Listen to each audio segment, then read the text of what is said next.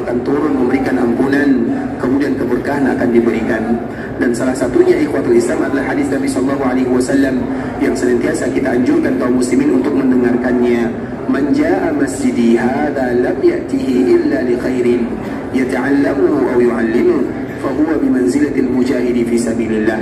Siapapun yang datang ke Masjid Nabawi tidak ada tujuan yang lain, tidak ada tujuan dunia, tidak ada tujuan kecuali ingin menggapai kebaikan dan beribadah.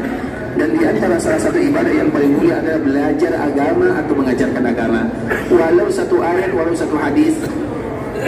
Fahuwa bimanzilatil mujahid. Assalamualaikum warahmatullahi wabarakatuh. Sahabat dimanapun Anda berada, semoga kalian sehat selalu, oke? Nah sahabat, saat ini saya berada di kota Madinah. Coba Anda lihat. Dan sebentar lagi insya Allah saya akan menghadiri tausiah yang selalu diberikan pada maghrib oleh salah satu syekh kita dari Indonesia, seorang dokter yang ditugaskan di Masjid Nabawi ini. Oke? Kita ikutin, oke? Innal ladzina kafaru wa saddu an sabilillah. Sesungguhnya orang-orang yang kufar dan mereka yang melarang orang-orang beriman dari jalan Allah wal Masjidil Haram. Begitu juga dari Masjidil Haram. Kemudian di akhir ayat Allah Subhanahu wa taala menyebutkan sesungguhnya mereka-mereka yang ilhad bizulmin nuziqu min adzabin alim. Orang-orang yang melakukan kezaliman di Mekah, kami akan rasakan kepada mereka azab yang sangat pedih. Makanya Mekah itu dinamakan dengan Mekah karena orang zalim tidak akan pernah bisa bertahan lama tinggal di dalamnya. Di antara makna Mekah, orang zalim tidak akan pernah tinggal lama di dalamnya. Sehingga dikala kita berada di Mekah, zalim itu banyak ya. Ada orang yang zalim, yang pertama zalim kepada Allah. Zalim yang kedua adalah zalim kepada orang lain. Zalim yang ketiga adalah zalim kepada diri sendiri. Jadi itu semuanya disebut dengan zalim. Dan kezaliman yang banyak dilakukan oleh seorang hamba ada dua. Yang pertama zalim kepada Allah, yang kedua zalim kepada diri sendiri.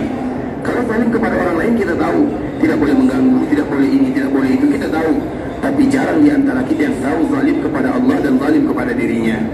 Zalim kepada Allah dikala mereka tidak tahu apa hak yang harus ditunaikan, apa kewajiban yang harus diberikan. Kita harus tahu apa kewajiban kita sebagai hamba dan apa hak Allah yang harus ditunaikan oleh seorang hamba. Begitu juga zalim terhadap diri sendiri. Orang yang ada di Mekah, kemudian mereka memanfaatkan waktunya untuk bermain-main saja, itu adalah orang yang zalim namanya. Orang yang ada di Mekah dimudahkan oleh Allah Subhanahu wa taala, kemudian dia lebih banyak main-mainnya daripada ibadahnya, maka disebut dengan zalim. Kenapa? Karena mereka tidak memberikan hak Mekah. Dan betapa banyak di antara kita yang zalim. Makanya kita lihat, waktu kita selama di Mekah lebih banyak beribadah atau untuk bercerita, lebih banyak beribadah atau untuk pergi belanja. Kita ukur kepada diri sendiri. Makanya tadi kita menyebutkan semua kita merasakan yang demikian. Bukan kita sendiri, kami dan juga kita semua. Makanya kita sangat memerlukan doa yang tadi kita sebutkan. Fasabbih bihamdi rabbika wastaghfirhu. Terlalu banyak kesalahan yang kita lakukan. Nikmat Allah itu terlalu besar, kesalahan yang kita lakukan terlalu banyak. Maka tidak ada cara yang harus kita lakukan kecuali mentakdiskan Allah Azza wa Jalla, memuji Allah dan beristighfar kepada Allah sesuai dengan perintah Allah. Fasabbih bihamdi rabbika wastaghfirhu innahu kana tawwaba. Maka doa yang tidak boleh ditinggalkan oleh kaum muslimin, setiap hari akan kita ulang dan akan kita ingatkan, selalu mengucapkan subhanallahumma subhanakallahumma rabbana wa bihamdi allahumma ighfirli. Subhanakallahumma rabbana wa bihamdi allahumma ighfirli. Bacalah doa ini berkali-kali. Kemudian di fakir Islam itu makna Makkah dan Makkah yang kedua. Yang ketiga, kenapa Makkah dan Makkah disebut dengan Makkah? Dan ini merupakan di antara makna yang diinginkan oleh kaum muslimin. Siapapun yang datang ke Makkah dan ke Makkah, karena artinya adalah tadi mengikis, sekarang arti yang ketiga adalah menghilangkan. Karena siapapun yang datang ke Makkah dan Makkah dalam rangka beribadah, Allah akan hilangkan dosa dan kesalahannya. Dan semoga Allah ampunkan dosa kita bersama. Amin. Maka oleh karena itu Islam, kenapa dianjurkan bagi kita untuk berkali-kali melaksanakan ibadah umrah? Bukan satu kali, bukan dua kali. Karena setiap kali kita datang ke Mekah, sesuai dengan makna Mekah itu sendiri, Mekah itu artinya adalah akan menghilangkan dosa, akan menghilangkan kesalahan, melenyapkan kekurangan. Artinya mengikis, menghilangkan. Siapapun yang datang ke Mekah beribadah kepada Allah, maka Allah Subhanahu wa ta'ala akan hilangkan dosa dan kesalahannya. Maknanya Allah akan berikan pahala kepada dirinya. Maka dari itulah dianjurkan bagi kita untuk sering-sering datang ke Mekah. Sehingga hukum asal kedatangan kita ke Mekah itu 1 kali ibadah, 1 kali kedatangan, 1 kali ibadah. Jangan berkali-kali. Bagi kita yang merasa dirinya mampu, misalnya umrah, umrah berkali-kali, dianjurkan tidak melakukannya, kecuali bagi mereka yang merasa sulit kembali. Kenapa demikian ikhwatul Islam? Karena semakin sering kita ke Mekah, semakin dihilangkan dosa. Semakin sering kita ke Mekah, semakin dihilangkan kefakiran dan kemiskinan. Apalagi yang kita cari?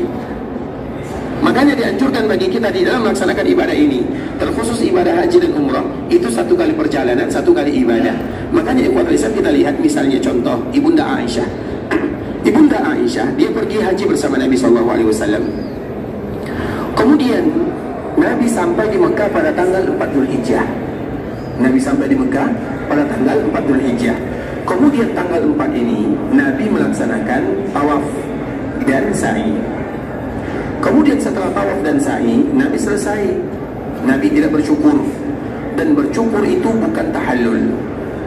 Tahallul lain, bercukur lain. Memiliki 2 makna yang tidak sama. Nanti akan kita jelaskan.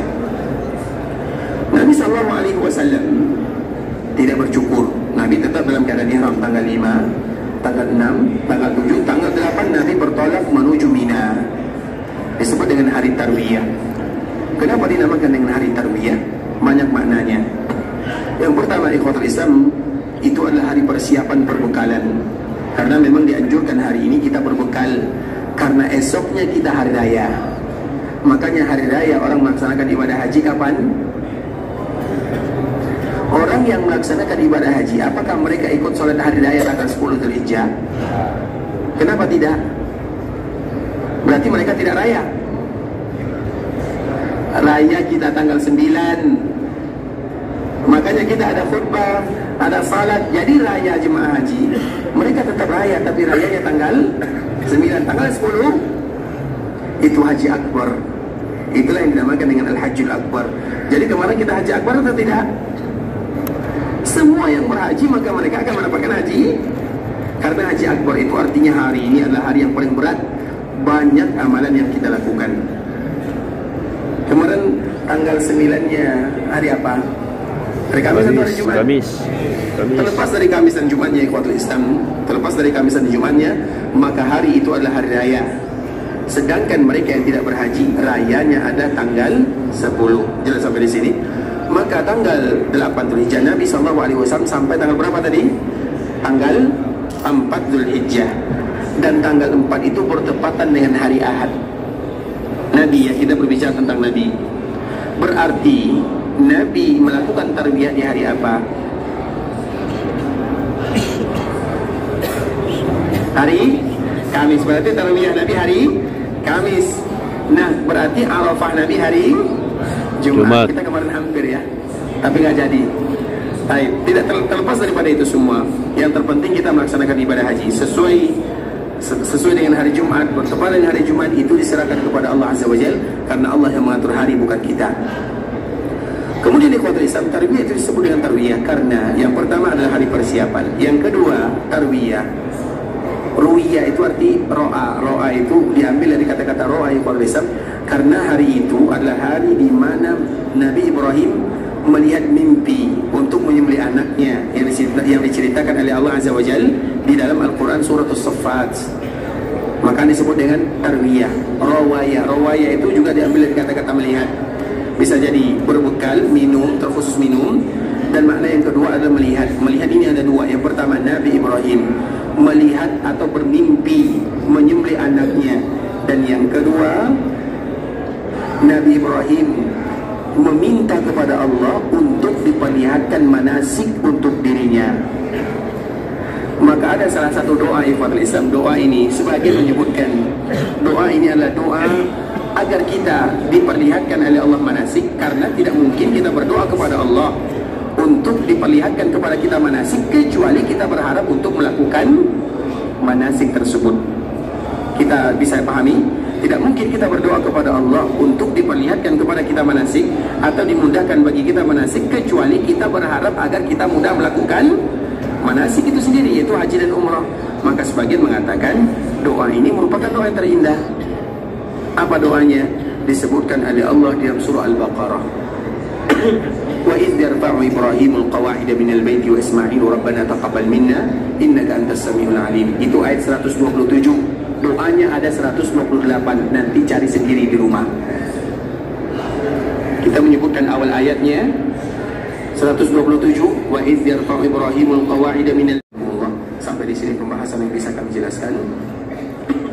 Yang benar dari Allah Subhanahu wa taala, yang salah dari diri kami pribadi karena kurangnya ilmu kami, karena kebodohan, karena kejahilan, karena ketidaktahuan kami. Kami mohon dimaafkan kalau ada kata-kata yang salah, kalimat-kalimat yang kurang tepat, penyampaian yang kurang bagus, pemaparan yang kurang berkenan, kalimat-kalimat yang tidak bagus, atau nasihat-nasihat yang pedas. Kami mohon dimaafkan.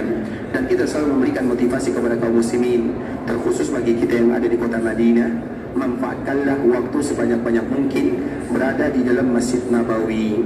Dan setiap kali kita berada di dalam Masjid Nabawi, berniatlah kepada Allah untuk i'tikaf, berniatlah kepada Allah untuk belajar agama, berniatlah kepada Allah untuk menunggu satu salat dengan salat berikutnya. Maka malaikat akan datang memberikan naungan, Allah akan turun memberikan ampunan, kemudian keberkahan akan diberikan. Dan salah satunya ikhwatul Islam adalah hadis Nabi SAW yang senantiasa kita anjurkan kaum muslimin untuk mendengarkannya. Man jaa masjidi hadza lam ya'tihi illa li khairin yata'allamuhu aw yu'allimuhu fa huwa bi manzilatil mujahidi fi sabilillah. Siapapun yang datang ke Masjid Nabawi tidak ada tujuan yang lain, tidak ada tujuan dunia, tidak ada tujuan kecuali ingin menggapai kebaikan dan beribadah. Dan di antara salah satu ibadah yang paling mulia adalah belajar agama atau mengajarkan agama.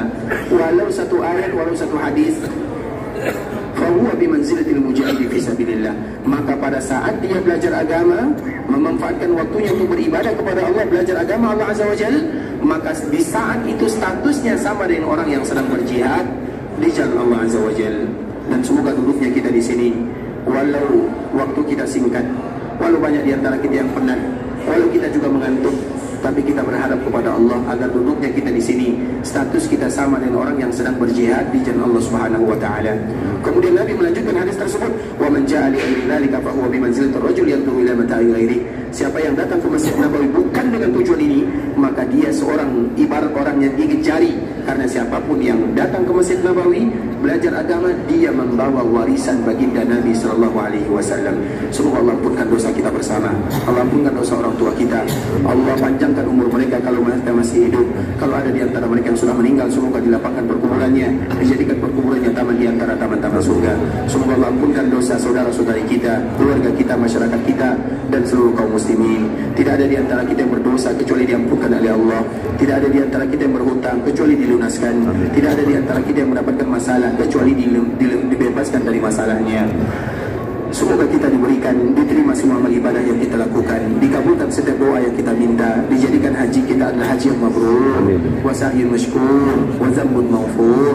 Semoga Allah turunkan keberkahan dalam kehidupan, keberkahan dalam harta, keberkahan dalam keluarga, keberkahan dalam usaha, keberkahan dalam semuanya. Semoga Allah berikan keikhlasan kepada kita dalam setiap amal ibadah. Allah berikan kepada kita istiqamah dalam agama. Dan semoga semua kita ditutup usianya dalam keadaan husnul khatimah. Amin amin ya rabbal alamin. Subhanakallahumma wa bihamdika asyhadu an la ilaha illa anta astaghfiruka wa atubu ilaik. Wa sallallahu wa sallim ala nabiyyina wa habibina wa khalilina wa sayyidina Muhammadin wa ala alihi wa sahbihi wa sallam tasliman katsira. Assalamualaikum warahmatullahi wabarakatuh.